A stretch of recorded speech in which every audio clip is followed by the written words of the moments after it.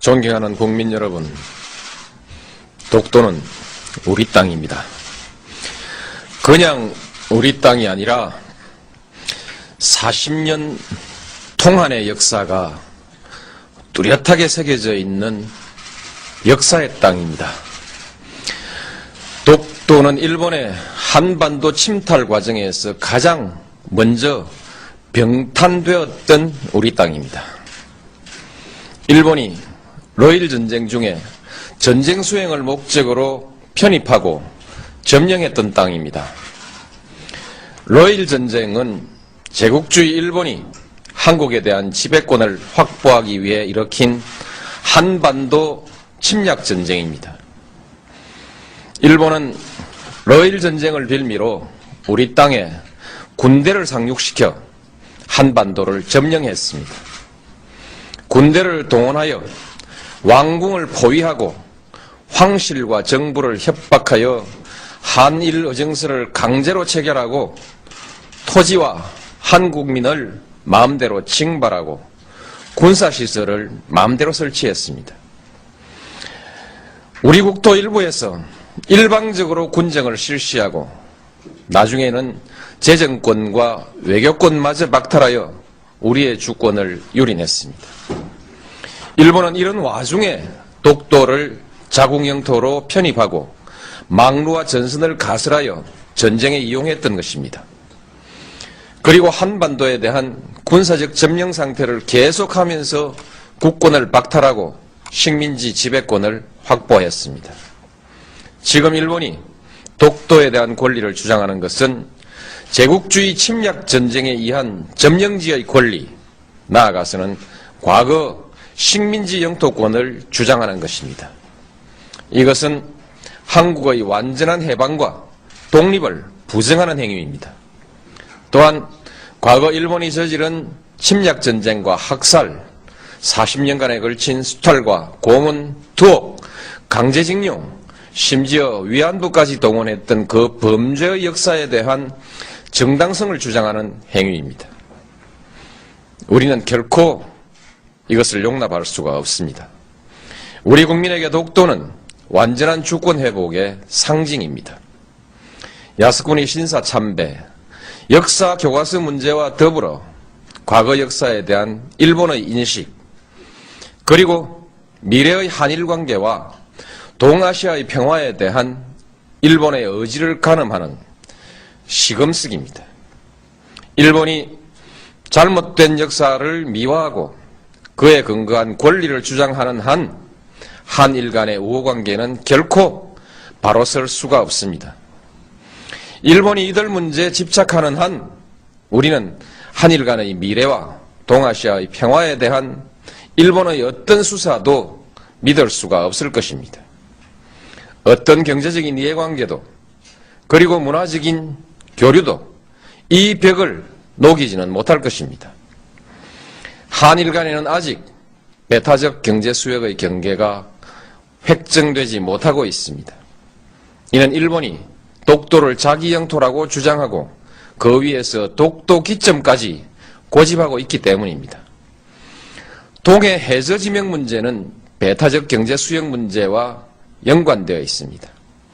배타적 수역의 경계가 합의되지 않고 있는 가운데 일본이 우리 해역의 해저 지명을 부당하게 선점하고 있으니 이를 바로잡으려고 하는 것은 우리의 당연한 권리입니다. 따라서 일본이 동해 해저 지명 문제에 대한 부당한 주장을 포기하지 않는 한, 그리고 배타적 경제 수역에 관한 문제도 더 미룰 수 없는 문제가 되었고, 결국 독도 문제도 더 이상 조용한 대응으로 관리할 수 없는 문제가 되었습니다.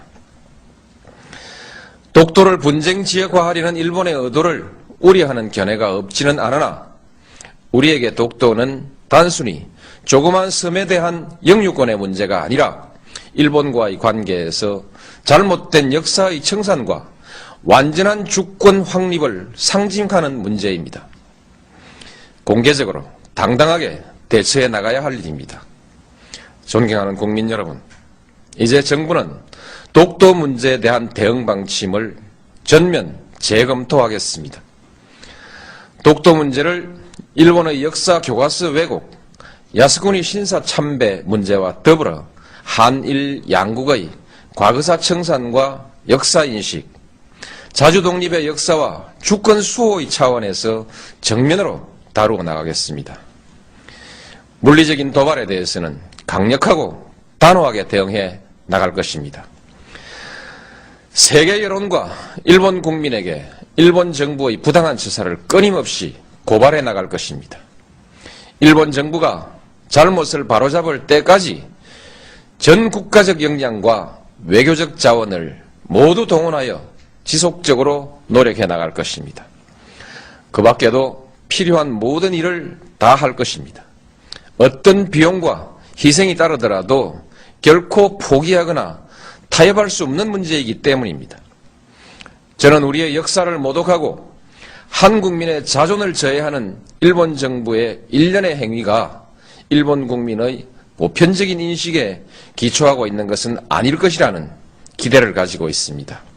한일 간의 우호관계, 나아가서는 동아시아의 평화를 위태롭게 하는 행위가 결코 옳은 일도 그리고 일본에게 이로운 일도 아니라는 사실을 일본 국민들도 잘 알고 있을 것이기 때문입니다. 우리가 감정적 대응을 자제하고 냉정하게 대응해야 하는 이유도 여기에 있습니다. 일본 국민과 지도자들에게 간곡히 당부합니다. 우리는 더 이상 새로운 사과를 요구하지 않습니다. 이미 누차 행한 사과에 부합하는 행동을 요구할 뿐입니다. 잘못된 역사를 미화하거나 정당화하는 행위로 한국의 주권과 국민적 자존심을 모욕하는 행위를 중지해 달라는 것입니다. 한국에 대한 특별한 대우를 요구하는 것이 아니라 국제사회의 보편적인 가치와 기준에 맞는 행동을 요구하는 것입니다. 역사의 진실과 인류사회의 양심 앞에 솔직하고 겸허해지기를 바라는 것입니다. 일본이 이웃나라에 대해서 나아가서는 국제사회에 이 기준으로 행동할 때 비로소 일본은 그 경제의 크기에 알맞는 성숙한 나라, 나아가서는 국제사회에서 주도적인 역할을 할 수 있는 국가로 서게 될 것입니다. 국민 여러분, 우리는 식민지배의 아픈 역사에도 불구하고 일본과 설린 우호의 역사를 새로 쓰기 위해서 부단히 노력해왔습니다. 양국은 민주주의와 시장경제라는 공통의 지향 속에 호혜와 평등, 평화와 번영이라는 목표를 향해 전진해왔고 또 큰 관계 발전을 이루었습니다. 이제 양국은 공통의 지향과 목표를 항구적으로 지속하기 위해서 더욱더 노력해야 합니다.